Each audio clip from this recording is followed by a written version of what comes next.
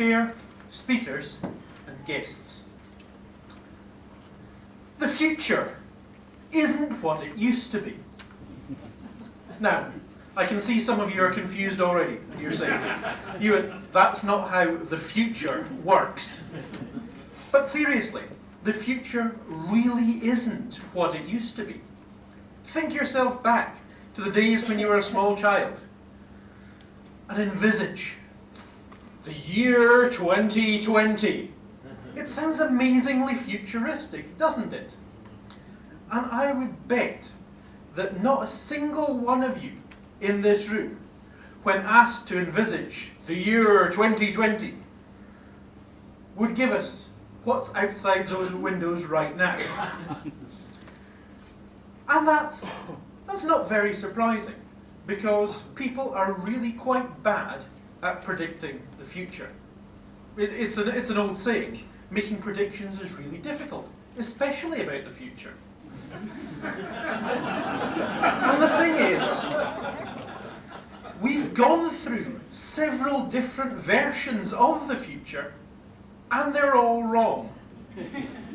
Today, we're not living in the 1930s future of Metropolis, where everybody lives in great skyscrapers that are all Art Deco, and everything is powered by steam turbines and electricity and robots. Neither are we living in the 50s and 60s version of the future, the space age future, where everybody takes a rocket to the moon at the weekend, where everybody has ray guns, and where everybody has a chiseled jaw and goes boldly into the future to split infinitives that have never been split before.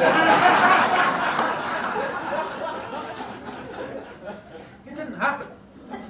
Neither did the grim, dark future of the 1970s and 80s, where everything's run down, everything's dark, and everything's crime-ridden, lit only by the occasional flash of neon.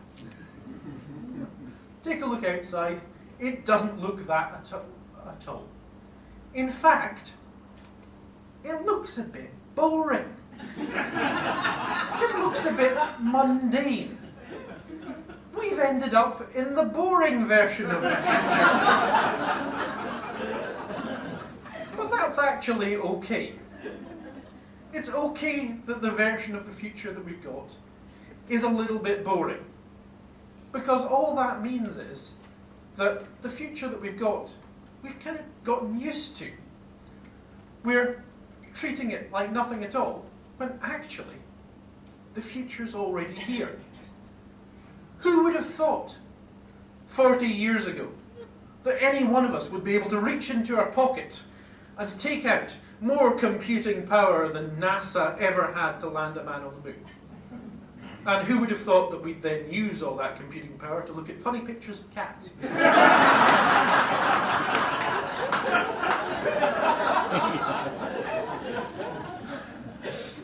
But actually, there is a serious point. The world has been getting better, and we've just not really noticed it, because there's still half an hour of bad news every evening at 6 o'clock. In his book, The Better Angels of Our Nature, the psychologist Steven Pinker has collated all of the figures that are available and has shown that the world we're living in now is something of a golden era, and we're not really noticing it.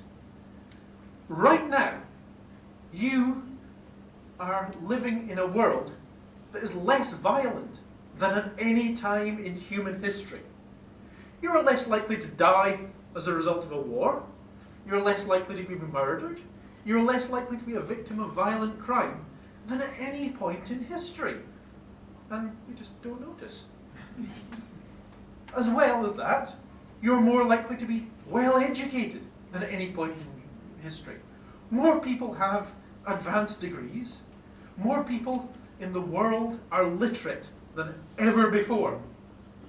And in fact, the measure of IQ has had to be rebased and retested several times because the average person keeps on scoring higher and higher.